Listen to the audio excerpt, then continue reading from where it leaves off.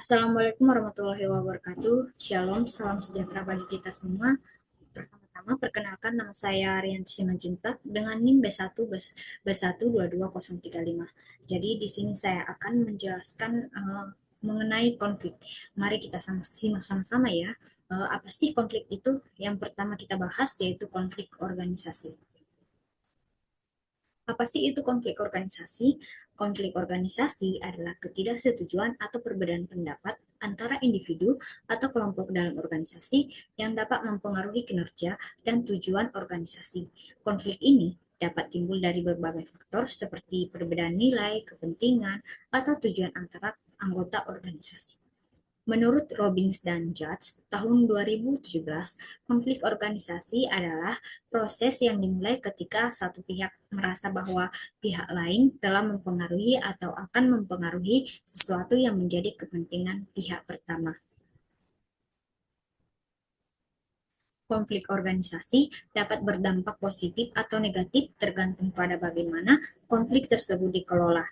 Dampak positifnya adalah dapat meningkatkan kreativitas dan inovasi, sedangkan dampak negatifnya adalah dapat menurunkan kinerja dan meningkatkan stres. Uh, Selanjutnya, konflik antar lembaga pemerintahan secara vertikal dan horizontal. Apa sih konflik secara vertikal dan horizontal itu?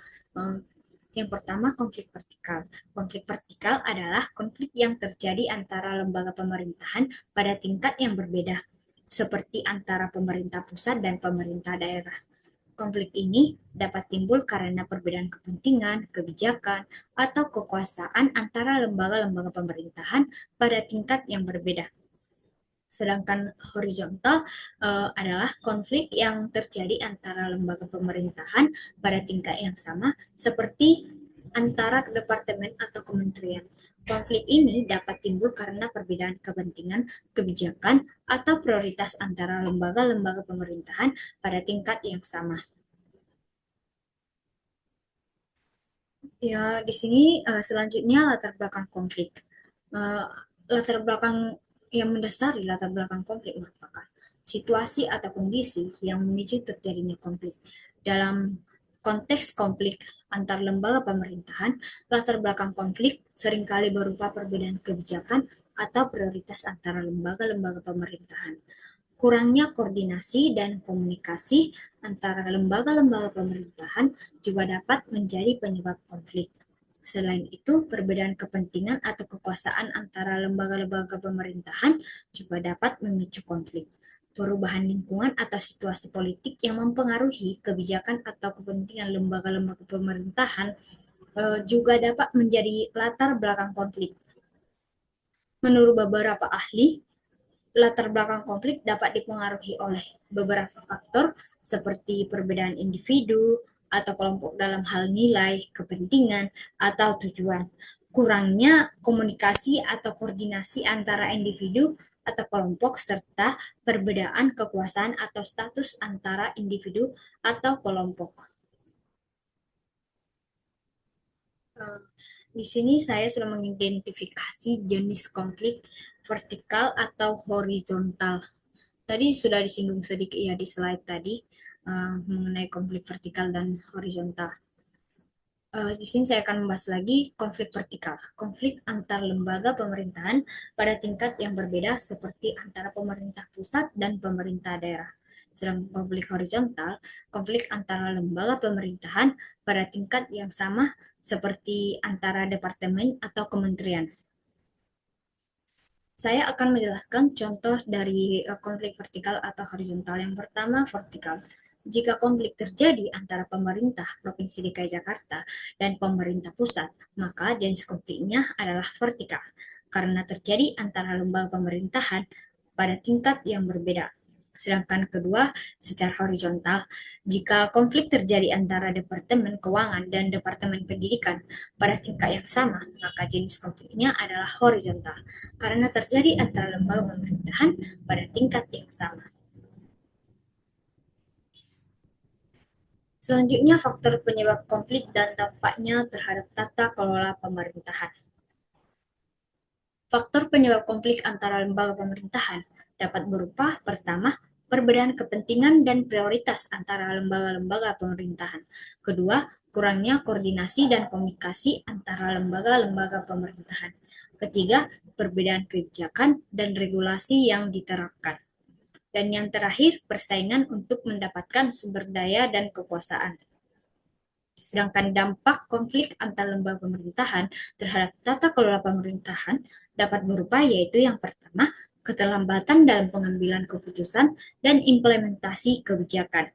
Kedua, inefisiensi dalam pengelolaan sumber daya. Ketiga, penurunan kepercayaan masyarakat terhadap pemerintah. Dan yang terakhir, gangguan pada stabilitas politik dan pemerintahan. Jadi, saya sudah merangkum penyelesaian dari konflik tersebut. Untuk menyelesaikan konflik antara lembaga pemerintahan, beberapa strategi dapat diterapkan. Pertama, meningkatkan koordinasi dan komunikasi antara lembaga-lembaga pemerintahan untuk meminimalkan kesalahpahaman dan meningkatkan pemahaman tentang kepentingan dan prioritas masing-masing. Kedua, mengembangkan kebijakan yang konsisten dan terintegrasi untuk meminimalkan perbedaan kepentingan dan prioritas antara lembaga-lembaga pemerintahan. Ketiga, meningkatkan transparansi dan akuntabilitas dalam pengelolaan sumber daya dan pengambilan keputusan untuk meminimalkan konflik.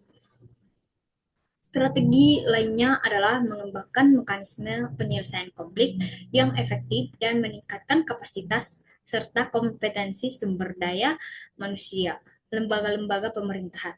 Dengan menerapkan strategi-strategi tersebut, diharapkan konflik antar lembaga pemerintahan dapat diminimalkan dan tata kelola pemerintahan dapat ditingkatkan menjadi lebih baik lagi. Jadi, kesimpulannya, konflik antar lembaga pemerintahan merupakan fenomena kompleks yang memerlukan pemahaman mendalam tentang penyebab dan dampaknya. Dengan memahami konflik organisasi dan konflik antar lembaga pemerintahan, baik vertikal maupun horizontal, kita dapat mengidentifikasi dan menganalisis konflik aktual yang terjadi. Melalui contoh konflik antara pemerintah Provinsi DKI Jakarta dan pemerintah pusat mengenai kebijakan pengolahan transportasi di Jakarta, kita dapat melihat bagaimana perbedaan kepentingan dan prioritas, serta kurangnya koordinasi dan komunikasi dapat menyebabkan konflik yang berdampak pada tata kelola pemerintahan. Dengan mengembangkan strategi penyelesaian konflik yang efektif, seperti meningkatkan koordinasi dan komunikasi, mengembangkan kebijakan yang konsisten, serta meningkatkan transparansi dan akuntabilitas, kita dapat meningkatkan efektivitas tata kelola pemerintahan dan mengurangi dampak negatif dari konflik. Jadi, sekian dari hasil pembahasan saya. Semoga apa yang saya sampaikan bermanfaat bagi kita semua. Di sini saya mengambil sumber referensinya dari sini. Ada 5 sumbernya. Teman-teman bisa melihat dari sini. Sekian hasil presentasi saya. Semoga apa yang saya sampaikan bermanfaat untuk teman-teman semuanya.